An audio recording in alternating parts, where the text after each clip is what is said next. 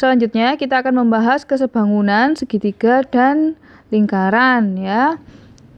Nih, tentang teorema 13.4, perkalian dari panjang tembereng yang saling berpotongan.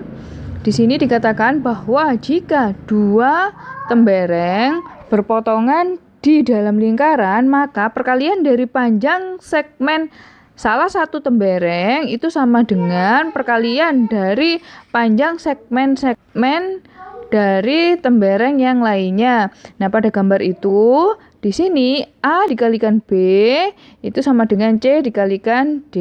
Untuk pembuktiannya, kita buat garis bantu menghubungkan A dengan D dan C dengan B ya, seperti gambar ini. Setelah itu di sini saya punya sudut AED itu kongruen dengan sudut CED. Karena mereka sudut yang bertolak belakang ya, jadinya kongruen. Nah, kemudian saya punya sudut ADC itu kongruen dengan sudut ABC. Kenapa? Karena ADC dan ABC itu merupakan sudut keliling dari busur AC. Ini ya, menghadap yang sama gini. Karena kita sudah menemukan dua sudut yang sama menggunakan angle-angle teorema, kita bisa menyimpulkan bahwa segitiga ADE itu sebangun dengan segitiga CBD. Karena mereka itu sebangun, berarti AE dibandingkan dengan CE ya, yang ini dibanding ini itu sama dengan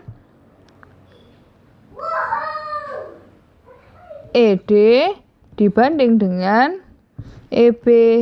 Sehingga kalau kita menggunakan perkalian silang, saya dapat AE dikalikan EB itu sama dengan CE dikalikan ED. Sudah terbukti. Nah, di sini tentukan nilai dari X. Yang ini ya, 4 dikalikan 9 itu sama dengan 12 X. X-nya berarti ketemu 36 bagi 12. Itu 3. Yang ini 2 dikalikan 8 itu sama dengan X dikuadratkan. 16 sama dengan X kuadrat. X-nya berarti sama dengan plus minus 4. Karena ini adalah suatu pengukuran, berarti yang kita ambil adalah positifnya. Ini 4 ya. Kalau yang ini diketahui AB segini itu 13. Semuanya itu 13 ya. Nah, di sini ada X. Berarti di sini 13 dikurangi X, sehingga kita punya 4 dikalikan 10 itu sama dengan X dikalikan 13 min X. 40 sama dengan 13X min X kuadrat. Saya pindah ruas, X kuadrat min 13X plus 40 itu sama dengan 0. Kita faktorkan. Ini X min 5 sama X min 8. Yang ini X sama dengan 5, yang ini X sama dengan 8. Dua-duanya memenuhi, boleh yang ini, boleh yang ini. Selanjutnya, kita akan mempelajari tentang hubungan dari segmen garis singgung dan garis potong. Di sini ada teorema 13.5 ya, yang mengatakan bahwa kalau segmen dua garis potong pada suatu lingkaran itu digambar dari titik luar yang sama, maka perkalian dari panjang segmen garis potong yang satu dengan segmen luarnya itu sama dengan perkalian dari panjang segmen garis potong yang lainnya dengan segmen luarnya. Jadi di sini garis potongnya itu ada S1 sama S2. Nah, bagian dari garis potong itu ada bagian luarnya, namanya E1 sama E2. Di situ ternyata S1 dikalikan E1 itu sama dengan S2 dikalikan E2. Ini berlaku untuk garis potong sama garis potong ya. Dilihat di situ garisnya sama-sama memotong lingkaran. Nah, untuk pembuktiannya sendiri, kita buat garis bantu seperti ini ya. Dari sini kita punya sudut P itu akan kongruen dengan sudut P itu sendiri berdasarkan sifat refleksif. Nah, kemudian saya punya sudut PBC itu akan kongruen dengan sudut PDA. Ini akan kongruen sama yang ini. karena mereka sama-sama sudut keliling yang menghadap busur AC. Ya, karena saya sudah punya dua sudut yang kongruen, berarti saya bisa menyimpulkan bahwa segitiga PBC itu sebangun dengan segitiga PDA. Karena mereka itu sebangun, berarti saya bisa membandingkan kalau PB dibandingkan PD itu akan sama dengan PC banding dengan PA.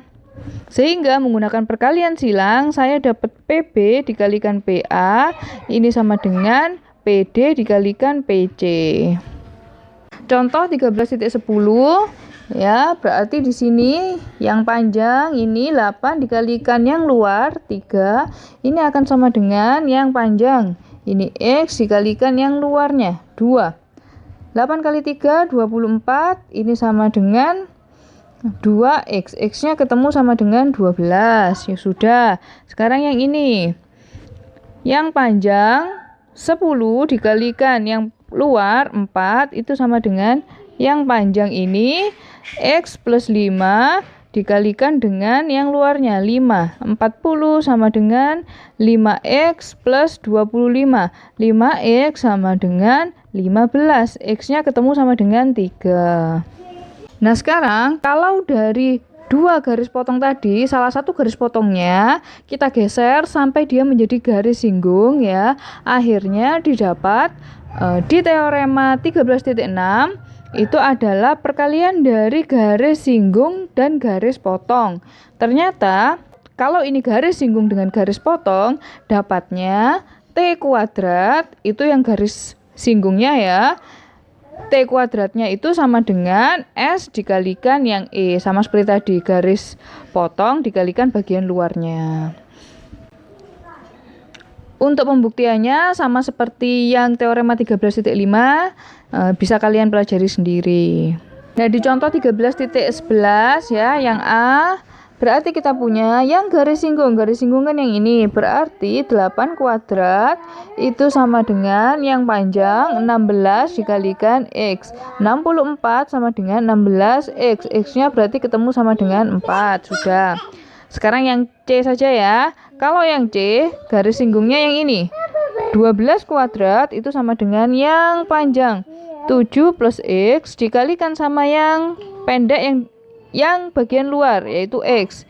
Ini 144 sama dengan 7X plus X kuadrat. Saya pindah ruas, X kuadrat plus 7X min 144. Ini kalau kita faktorkan dapatnya X plus 16 sama X min 9. Yang ini X sama dengan min 16, yang ini X sama dengan 9. Yang ini nggak mungkin karena negatif, yang mungkin berarti yang ini.